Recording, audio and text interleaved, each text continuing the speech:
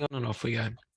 All right. So look, good morning. We're looking at this session of the TeachPD series at podcasting, and specifically at one platform that has become quite popular to be used for podcast creation at CSU, which is Anchor FM. And if we see here on the slide that I'm sharing, formerly Anchor FM, because it was obtained by Spotify about 12 months ago, but more recently, in the last couple of weeks, in fact, they have transferred all of that stuff into, I guess, Spotify branding. So it's now sort of called podcasting via Spotify. Spotify for podcasting is the name of the platform that we'll be looking for. And you can still put in anchor.fm as a web address and it will forward you through to the same platform. So everything is the same, although the branding has changed and the experience is to get to things is slightly changed. But there are some good and bad parts to that, and we'll talk about that today. All right, so look, if I jump into this, the main point about this platform being owned by Spotify and previously Anchor FM is that it's free to use. You can create as many podcasts as you want to create, with the caveat being that you only get one channel with a free account. So what that means is that if you were, for example, going to create, you wanted a podcast series for each subject that you were teaching into, hypothetically, you would want a channel for each. Well, you can't do that with a free account in this service because you get one email for one account for one channel, so one series of podcasts. So the workaround for that we'll get to during this is that you need probably multiple emails with something like Gmail, Google, somewhere where you can easily create multiple emails to use to get that functionality of multiple channels. We're joined this morning by Kim Bailey also from the Centre for Law and Justice, who has done exactly that with a number of her law subjects. And we'll talk about that experience a little bit as we get into this. So as with all the sessions that we run, if you've got commentary, etc., please pull me up at any time, put things in the chat as we go, and I will try and stop periodically to engage with some of the stuff that we've been talking about. I have run in the past other PD sessions around podcasting for beginners, and I just might bring up one of those slide decks just to look at for a moment, because what we generally talk about in those sessions is firstly an explanation around the term podcasting, because there can be a bit of confusion around that, particularly in higher ed, because the term is appropriated quite often for any kind of audio content. So when we get academics saying to us in the Division of Learning and Teaching, I want a podcast in my subject site, they're not talking about a streamed online service that people will subscribe to necessarily and listen to in the car, etc. Quite often they're just talking about having embedded audio in their subject site that students can click on and listen to the academic's voice rather than watching a video or reading text. And I hear that all the time, podcast. I also hear people talking about, I want a podcast, but the video needs to show my face. And immediately I'm like, hang on, you just said video. So people talking about video content, audio content, quite often we'll end up using the term podcast to talk about simply capturing the presenter in some way and putting it in their subject site. And there's neither a right nor wrong answer in this space, but technically speaking, if we want to get into dictionaries and things and the inception of the term podcasting, POD was talking about play on demand. So it was talking about a subscription to a service where someone could play something and listen to it if they're a subscriber. And casting was the streaming of that content. So that's where podcasting, the term itself technically lies. There was also inherent with that the idea that potentially it's part of a series, that someone's going to make episodes, that it's going to be distributed somehow through some sort of mechanism. And quite often when people talk about podcasts, you'll hear this term aggregators, which is really just a piece of software that your listeners use to get access to different podcasts. And the other term that's missing on here really that I'll talk about is RSS, which is usually the address, the web address that people who want to subscribe to your podcast need. so that they can say, oh, I need the RSS for Kim's podcast so I can then listen to it and get updated every time there's a newer episode available. So we'll look at all that stuff, but that's usually part of the explanation when we talk about podcasting from scratch. And we also situated in terms of what other services people might use to create audio content just in their subject sites. And at that point, I'd be talking about now things like CSU Replay. If you were going to use Panopto to create audio content simply by turning your webcam off, it'll just create audio. You can also get output from CSU Replay, which is an MP3 link, so just the audio. You can also get that from using Panopto. So you can record audio content in CSU Replay if you were so inclined. Other people will use Zoom now. We're quite comfortable using Zoom at CSU to get video, but some of the outputs we can get from Zoom include an audio file, an M4A audio file, and that can also either be put into a subject site or, as we're going to see today, uploaded into Anchor, into Spotify for podcasting. So you can record audio all over the place. You can use a mobile device, for example, to capture your audio, because at the end, all you really want is that file, that audio file, to put into wherever you're going to host the podcast. Do I have a link to previous sessions on Introduction to Podcasting and slides? I do, and I will provide those to you directly, Nicole, after this meeting. Okay, so I think that's probably enough of the slide type thing. It might be an idea if we have a look at some exemplars of what this looks like. And then we can talk to the creator of some of those podcasts, Kim Bailey, who I'm very grateful for being here today as well. So what we have here, if I go into the platform, and you'll see here that it's got podcasters.spotify.com as the base address now for where anchor.fm podcasts live. But I want to point out that if you type in anchor.fm in your web browser address, it's going to bring you the same page up. So if I were to go anchor.fm, it forwards me straight away to the same address. Okay, so it's absolutely going to take you to the same spot if you put in anchor.fm into your browser window. What we're looking at here is a podcast series that's been created by Kim for the subject Law 112. So that subject's being run this session. We've got a snapshot of what's happening with the podcast at the moment. It's been played, or episodes within the podcast have been played 870 times. I've got someone trying to get into the session that I'm hosting. And can I send them a link? Well, I can do that on the fly. This is going to make for scintillating viewing. I should have turned Teams off. Rookie error. All right. So we're looking at this session that we can see that when we say all time here for this, by the way, this has only been active for session 30. So podcasts for Kim have been played 870 times in the last month, which is not bad, I just want to say. We've got a snapshot here saying that 146 distinct users have looked at it in the last 7 days. We'll see that, in fact, there's an analytics part of this tool, which gives us a far greater sort of look at what this looks like. There's also a thing about balancing here. I'm not going to get into monetizing podcasts today, but basically, if you're interested and you get super keen on using podcasts and making your own and you want to start making money from them, etc., that functionality is certainly available through the Spotify platform, but we'd take that offline. I can give you some pointers on that later, but you'll see if you're worried about this dollar balance here, that's if you've monetized your podcast and we're asking people to pay to subscribe to it, for example. But anyway, we're not getting into that today. We want to have a look at the podcast series that Kim has made here within Anchor, Spotify for podcasting.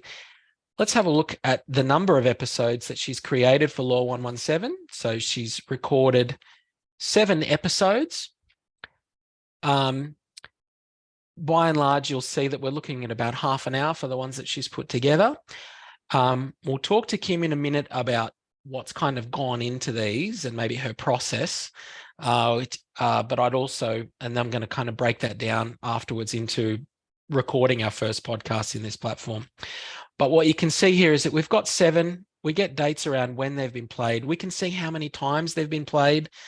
And this makes sense to us in week 3, really, that students potentially have played those initial weeks or modules of the podcast more than the ones that are going to come up later. And what that's suggesting to me as well is that maybe these have been put into the subject site in some kind of order, or maybe within the learning materials or the modules for the students to access, as well as sitting independently for people that have accessed this web page or subscribed to her podcast. So I might play one very briefly to kind of get a bit of an angle on how Kim's approaching this. I'm not going to play too much of it, Kim, I promise. If we were to click on one of those episodes, we can also play it from here. And we'll see, in fact, that within the podcast, there's actually a number of smaller sections of recording. So this is already telling me that when Kim makes a podcast, she doesn't just do it in one hit. She's not doing one take. She's recording smaller pieces, such as a transition. And then getting into an introduction, for example. Welcome. This is the second podcast for Law 112. Right. And this makes a lot of sense to me. When you're making content, particularly of yourself, given how self-conscious human beings tend to be, you don't want to try and do it in one grab. It very rarely works out the way you want it to. But your ability to just record snippets of audio around the bits that you want, particularly if you're going off a script of some sort, and then adding those, dragging those around to the order that you want, sounds absolutely sensical to me. Superior courts, which are the Supreme Courts of each state and territory, also have, in addition to appellate and original. So, right, we can see there that she's done a bunch of those and then finished it off with another transition. We can also listen to the entire episode down the bottom as the author. People that subscribe to the podcast can't see this level of detail, the pieces. This is just simply logging in as the owner of the podcast. So I'm going to stop there and say, Kim Bailey, firstly, welcome and thank you so much for coming along. I would really love to know, firstly, your general take on using this platform, Anchor FM, for making your podcast. What do you think? Yeah, well, thanks for having me. It's pretty much foolproof. I'm no technical expert, so if I can use it, I think anyone can use it. I'm really happy with it. So the only issue I've got with it is because I podcast in multiple subjects, I've had to use multiple email addresses for multiple accounts because you only get one free stream, I suppose, or one subject's worth of podcasts per email account. So I've had to use a few different accounts for my different subjects. It's a really excellent point. We will harp on that many times today, I promise, but it's basically something that I've been agitating for quite some time here, is to try and get an enterprise account in place at the uni for any podcast creation tool, not just Anchor, just any, so that people can create multiple channels. As Kim said, most people are teaching into multiple subjects. And so when you're creating an episode series in one, it's not probably the same place that you're going to want to create the same podcast for other subjects as well. Because when people subscribe to the thing, they get all of the episodes. So you just can't have a whole bunch of different subjects all within the same thing. It doesn't make sense at that point.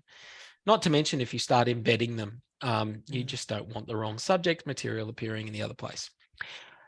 Now, Kim, I know that you've been making these for, how long is it now? A year? More than a year? I feel like you've been doing it for a while. Yeah, I think it's probably been about 2 to 3 years now. And I transferred Panopto lectures into podcasts. you know, a lot of that was sort of riffing with you, Lachlan, and sort of saying, you know, how do students consume content, and looking at the type of students that we have at CSU. And I thought that, you know, Panopto lectures with the slides that accompany them were really helpful. But actually, since I've converted them to short concept lectures, so they're not a regurgitation of material, they're pulling together the concepts in the readings. They're half an hour tops, because that's really all people can digest. The feedback from students has been extraordinary, actually. They far prefer them to Panopto lectures, and it makes sense because of our students. They are, you know, often first in family, caring responsibilities, often adult learners. They're podcasting while they're on their way to work, or while they're driving the kids somewhere, or they're doing this or doing that, vacuuming the floor. And that's what they really like, the fact that they can consume content in a subject in a different space and from their phone while they're elsewhere. They don't have to be in Interact 2 and actually logged in. So it's a winner. I get really positive feedback from students. And I have to say, as someone who's not studying law, I also somehow have fallen into the habit of just listening into some of the law podcasts at different points. And my wife can attest to the fact that that's very sad, Lachlan. Very sad, very strange. What's going on here? No, it's that ease of access. And the fact that it's multi-channel at that point, the fact that what we can see here, for example, is one of the podcasts Kim's created has just been dropped straight into a subject site, embedded within the learning material. So it's contextualized at that point, and we've got a prompt of sorts with a bit of an icon, and the same thing can happen here. Right, so they can actually, if they're moving through the modules at that point, they can click on it and listen to it.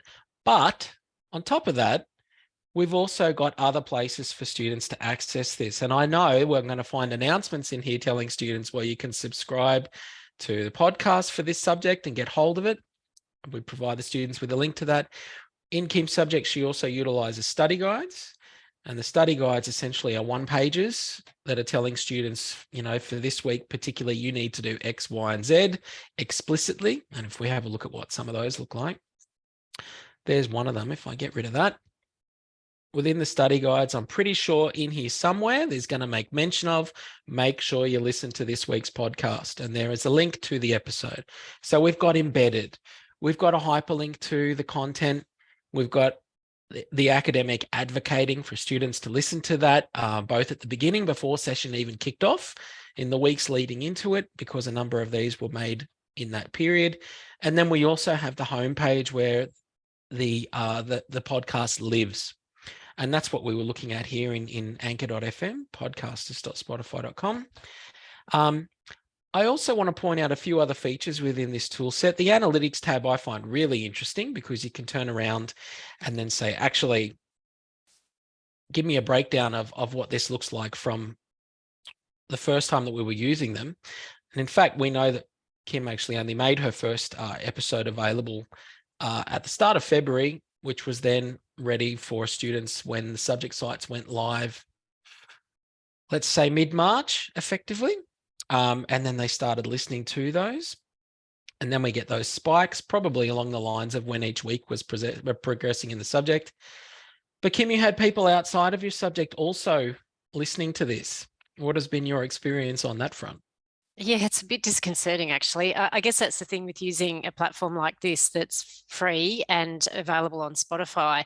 You've got worldwide reach. So I've actually had because I also podcast in professional legal conduct, which is ethics. And I've had legal practitioners from overseas contacting me saying, oh, I'm looking to transfer my qualifications and I've picked up your podcast. It's been really helpful in bringing me up the curve on Australian ethics again, or Australian civil procedure and so forth. I've also had cold calls from people asking me for free legal advice based on my podcast. That was a bit disconcerting. But yeah, I think that's the thing. You've got to be aware that it's out there. But then, you know, that's a bit confronting. At the same time, all of our content is out there. Students can share our content with anybody at any point anyway. So I guess the caveat is, don't say anything in the podcast you wouldn't be prepared to say to your students in a lecture theatre.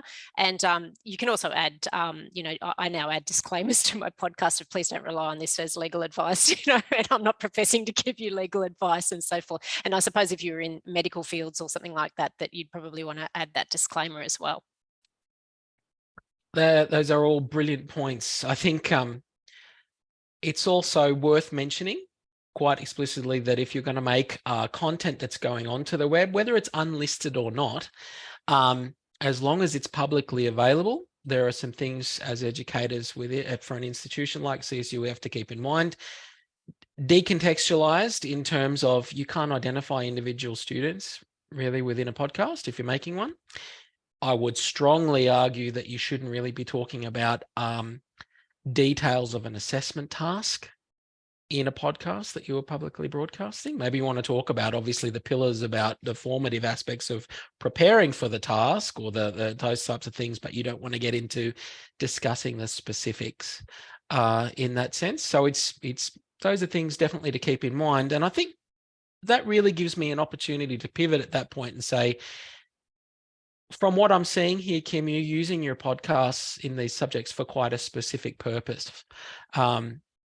Can you talk about that? What are you using your podcasts for? What type of content? Yeah, so I'm making the assumption, I try to teach on a flipped model, that I'm not here to regurgitate what's in their textbooks. And in law, there's a lot of reading and a lot of content they have to get through. My job is to make meaning out of what they're reading and to actually take the content for the week and say, okay, well, what does that look like in legal practice? Or how would we apply that in a scenario, and to move the pieces around a little bit so that we can try and deepen their understanding a bit. So drawing together the key concepts, which I've articulated in the study guides, and saying, okay, these are the things you should be thinking about. What does that look like in legal practice or in litigation or whatever it is we're talking about in that particular week? And trying to walk the student through some examples in that regard, and also highlighting some of the issues that they may not have understood or that the readings might not have made that clear. And I can do that also too through the feedback loop that's coming back from students of what they're posting in response to discussion questions that I might have posted on the discussion board, and frequently asked questions on Padlet walls and that sort of thing. So I'm sort of bringing that into the podcast as well to try and clarify understanding. I think, that aspect of connectedness between the different mediums that you're using to teach is really important with a podcast. If you create content like this that stands alone and is not tied back into what else is happening each week, for example, or within the subject, it has a limited application as such. You're going to get people that are interested in listening to it and play it or whatever, but its value in terms of feeding back into the readings that are going on, the key concepts that are being discussed, the assessment that's coming up in a way, like the underpinning knowledge that they need to have, your expectation essentially that people are going to then discuss what's going on in something like a study group or in their tutorials with you. All of it is interconnected, and the podcast provides a really interesting alternate channel that people can just access by themselves if they need to, but it also has value or value add essentially to the other things that you're trying to do. So I really appreciate what's going on there. And I think the fact that when we look at individual modules within the subject, that it's being used to really facilitate that aspect of meaning making, because I'm not sure about your individual subjects for those of you in here today, but my experience has been that by and large, our subjects here have way, way too much content inside the learning modules. It can be entirely confusing for some students to try and I suppose, get an overall understanding of what's being presented inside the modules. There's just what feels like almost a never-ending scroll of information to try and digest. And that's whether or not it's been templated into a kind of newer presentation styles and templates, etc., or it's just kind of a bulk text drop, or if there's almost nothing in there, just saying, make sure you've done this week's readings and all the information's in a textbook somewhere. What we do with that in terms of the meaning making is sometimes really, really confusing, and that's to professionals, to subject matter experts, etc. How do we wrap that up? I think the idea of a 30-minute podcast of kind of a weekly wrap in and around what you would make of all of that stuff is incredibly helpful to students. So I certainly like that angle, but it's not to say that you can't use a podcast to make whatever types of content you want to, really, for whatever purpose. I've seen podcasts made for assessment feedback, but again, I'd say that only has value for that session and that particular assessment task. Jody, by all means, please. Hi, sorry, before we, I guess, moved on, I just wanted to ask him how do you sort of structure each of your podcasts? Is it sort of a storytelling narrative? Is it the same sort of structure that you use each week, or is it a bit content dependent? Yeah, it's a really good question. So I have, for the sake of longevity, a script that I'm reading from, essentially, because like lecture notes, if you were giving a lecture, basically, and that enables me to revise that annually for changes in the law and updating and things. But generally, I find myself, I've got my script of the concepts I want to clarify, and they're informed by the key concepts that I've identified for the topic this week. So the things you should know by the time you finish this week's material, and you should be able to explain as a key concept, and that feeds into assessment. So there's constructive alignment between the two. But I'll frequently find myself riffing a bit in the podcast and saying, well, if we think about this, or I'll ask the obvious question. So I'll make a statement, and then I'll say, well, you're probably thinking, well, hang on a minute, doesn't that contradict with this?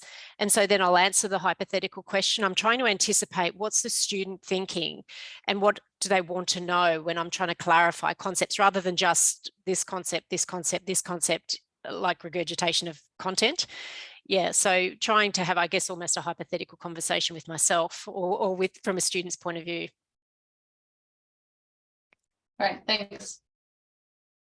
I really love the idea of spending more time talking about your process, Kim.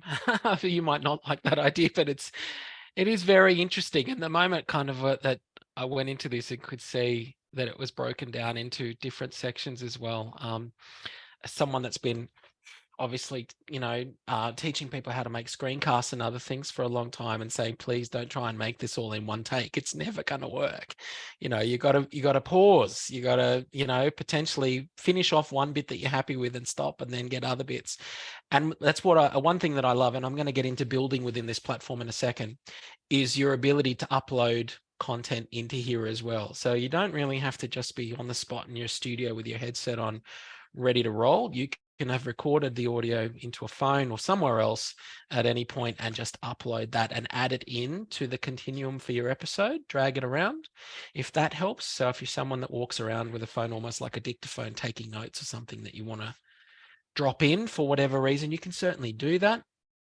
There is an app as well, app version of Anchor FM. I'm not sure. I'll have to have a look to see if that's now been replaced by an app called Spotify for podcasting. But its functionality allowed you to be connected to your channel through your phone and record content for episodes on the spot in your phone, and it would just add it to your channel, ready for you to use in your episodes, which is, quite powerful if you're someone that's sort of doing it around the traps as well and just wanting to record like that. Oh, so the other thing I should mention is one thing that you can do as well that's really students seem to like in podcasting is connecting it back to your industry.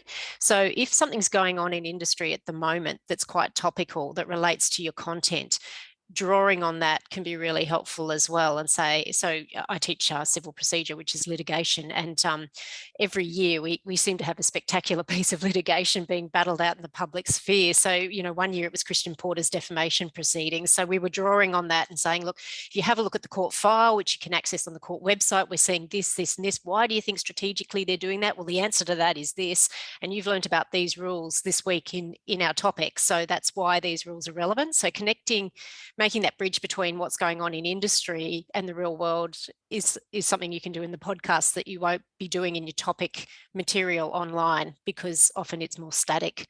So it can be a bit more dynamic. And I love really that the kind of the rules are, what's the term I'm looking for here? Let's say that you're given free rein at that point, really, to make those connections, to make the meaning, to link it to, make sure that it is current, relevant, etc. And the thing is, if you use this for this session, and as Kim said, that you then run the same subject a year later or a session later or whatever, and other things are happening, you can always add in additional pieces to the episode as well after the fact. So you don't need to throw the baby out with the bathwater, so to speak. Is that the expression? I hope it is. All right, so look, let's have a look at building in Anchor. So I can say hand on heart that I have showed you how to build a podcast, not just talked about why they're great. signing up for this, as Kim mentioned earlier, you need an email address. That's the starting point. You get one email address will then allow you to get one free channel to make as many episodes as you like. I would suggest, for simplicity's sake, that you create a new email address first in Google, for example, a new Gmail address, label it clearly for your purpose. So in this case, you know, we made episodes for Law 112. So I'm pretty sure that Kim made a Gmail address that had CSU Law 112 in it, for example, specifically knowing that she's going to come in here and register for this thing against that email address. And if I turned around and said, I've done that already, I'll open another browser here and said, yep, I've got an email address that I made in advance and I want to sign up for it. Let me try and log in with it. That's probably not going to work. What about if I sign up? Right, I want to start a podcast. And I have an email address that I created, which, wow, what was it? You'd think I would have written it down.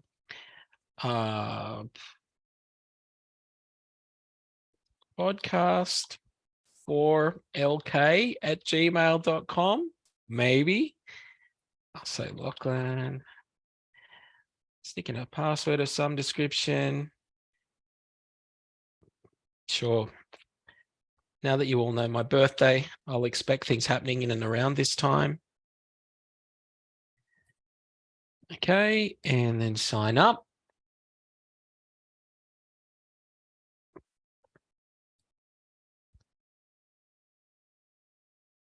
And it's created. Now it's going to ask me to verify that email address at some point before it'll publish the episode. But as long as you've got access to the account, you just go back into Gmail and click on verify, and then off you go, it'll publish. But we're already now signed in to our new anchor.fm account. We're ready to make our first episode. So let's go with that. I'm going to make a new episode. I can either upload audio or I can create an episode. So let's create an episode here.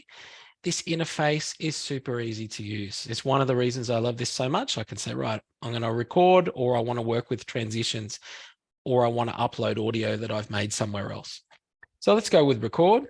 Over here on the right-hand side, what I have is the continuum for the episode. So as I make different pieces of audio or grab a transition, let's start with the gimmicky stuff first. Nah, garbage. Next. Yeah, that's more like it. All right, so let's get in with that. We add that to our episode. That's going to be our starting audio. Now I'm going to start recording my voice. It's going to try and detect the device that I'm using. So I've got a headset. Let's use that one. Okay, do I want to, now it's going to ask me again, do I want to use that? I really, really want to use my headset, please. I've got to wait for my browser to refresh. Let's go with that one. And record. Doesn't like my microphone. Give me a break. Well, this is going well. All right, I'll use my webcam as microphone. That's fine.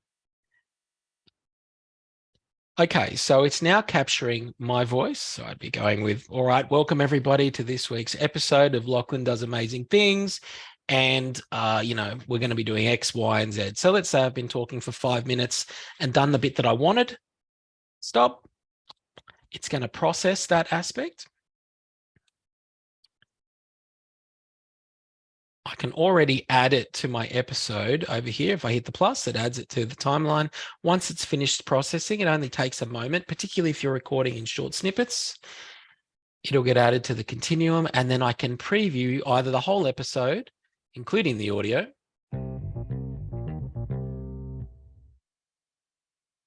and then it'll get into that bit. Okay, so it's now capturing my voice. All right, so it's added that in. You can listen to the whole episode. When you're happy with it, you're going to hit save episode.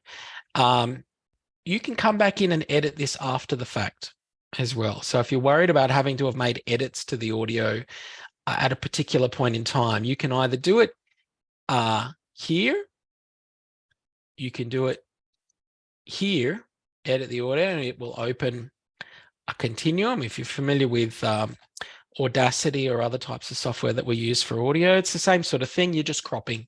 When it says edit audio, that's what it allows you to do. Crop bits out that you don't want to use. But as long as you're happy with that,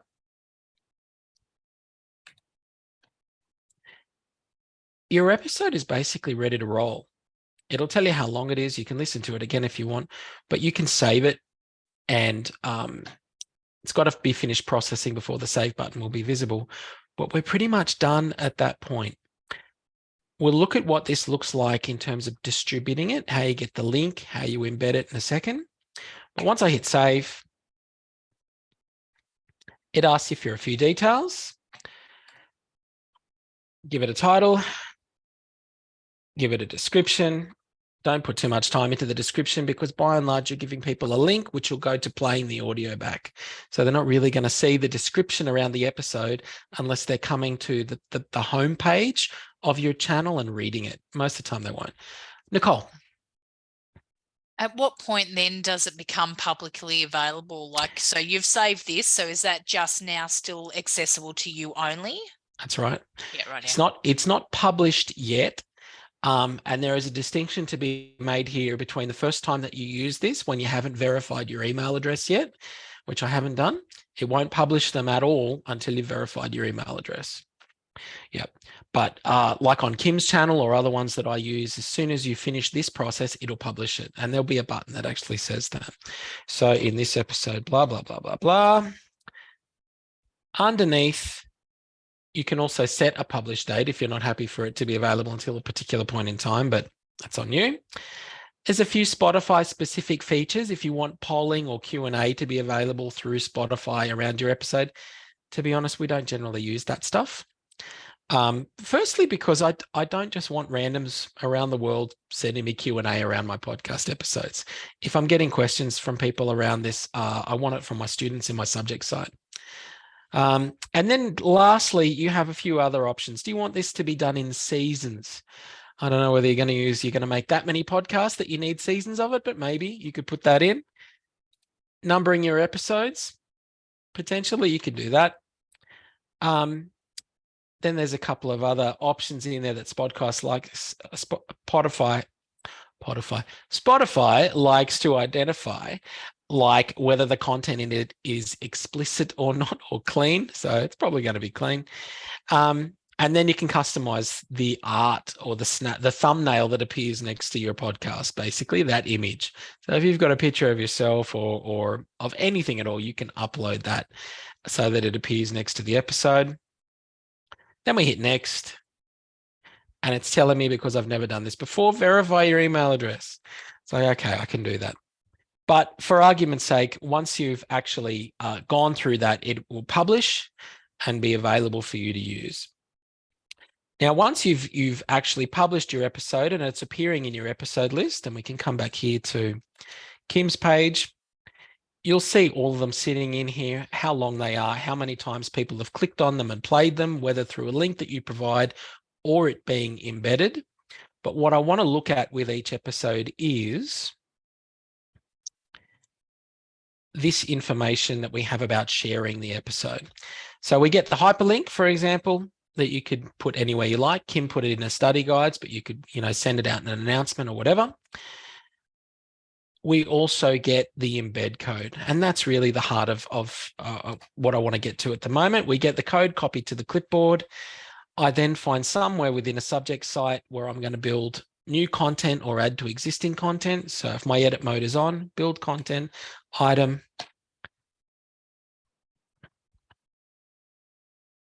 Because it's code, we need to turn on the code view, which is this button in the editor, and then Control V to paste the code that we got from Spotify for podcasting, save it, and it's now in the subject site, ready to be played by the students.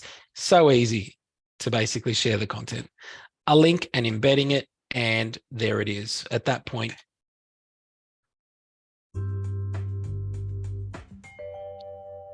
it's ready to go and playable by students. If you want to situate it inside an area where there's already text, like I think where we saw it earlier on, maybe it was in topic 1. when you're watching the recording, Kim, I promise I'll come back and delete that. Let's go to topic 1. So where is it?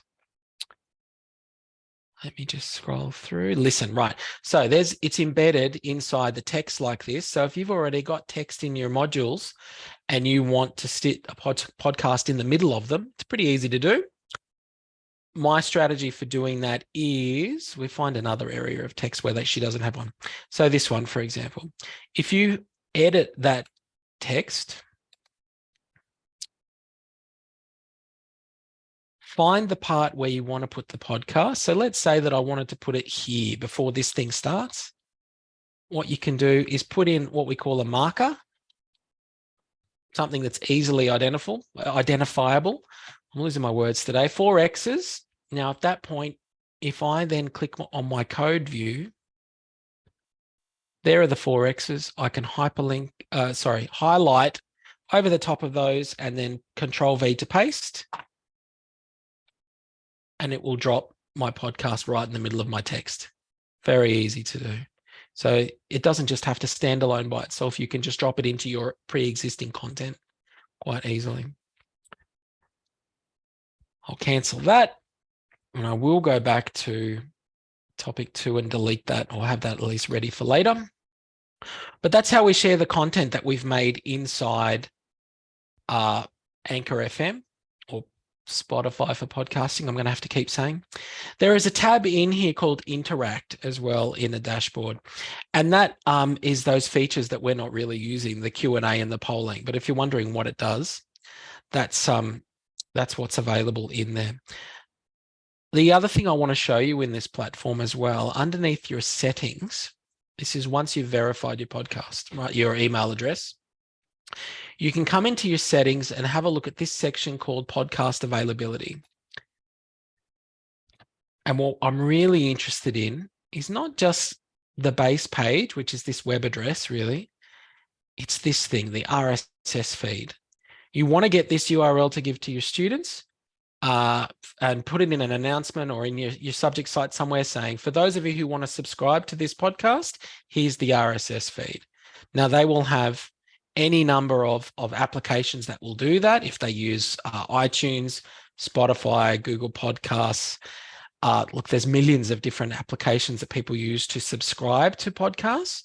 If they do that, they'll need this address. Once you provide it to them, every time you publish a new episode in here, they will get notified. They'll get an update. They'll be able to listen to the new one. You won't even have to tell them that it's available, really. It's going to be useful for those that use podcasts, a podcast aggregator or a podcasting subscription tool. And in terms of your homepage, you're going to see that, particularly in terms of who subscribes through Spotify itself. If I can find where it actually shows that information, it's under analytics. Right, so we can see here on the right-hand side, 107 people have used the Spotify platform to subscribe to this podcast, and I don't know how many more are doing it through other applications outside of Spotify. But that's why the RSS feed is important, because otherwise they're going to have to go into your subject site every time and find where you've put it, if you've embedded it or given them a link. Subscribing to it, they don't need to do that. It'll go straight through to their mobile device. And in fact, it even shows in the analytics section which devices and which platforms people are using to listen to your episodes. So it's quite handy. Nicole. Does Kim have a sort of area on her i2 site that says for the subscriptions, like where that link was pasted? How did you communicate that to them? So she put it in her announcements initially. Kim usually sends an announcement out to the students at week -2. As soon as the subject site goes live, usually on that kind of Sunday before that happens, that's when she's sending that first communication. Part of this subject, I'm also putting together podcast episodes. If you want to subscribe to those, the link to do those is here. The RSS feed is here. She provides that information up front. It also goes into getting started. Kim, we had a question from the floor for you about where you provided the RSS feed for your podcast to the students, when and where. Oh, yeah, thanks. Sorry, I had to pop out. I had a student harassing me.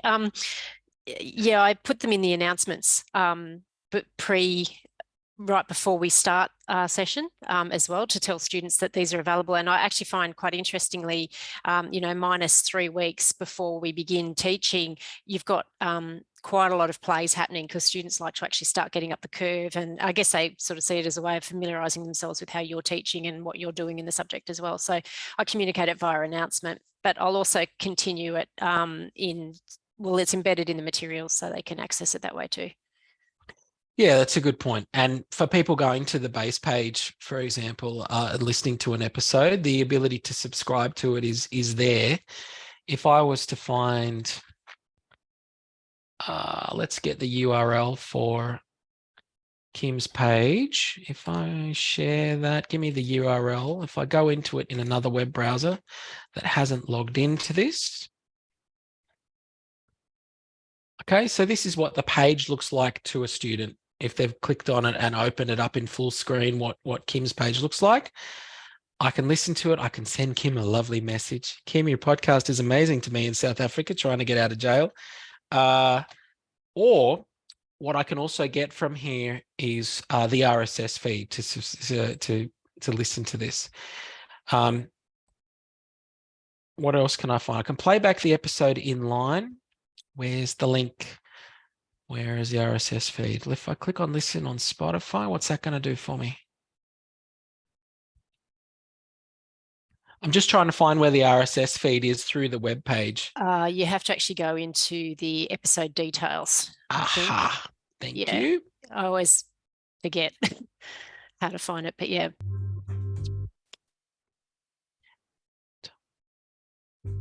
No, I'm not even sure actually if the student facing aspect gives them the RSS feed. I think I have to get that. You've got to provide it. Okay, yeah, maybe that's a privacy thing, like, because it's your feed. Mm-hmm.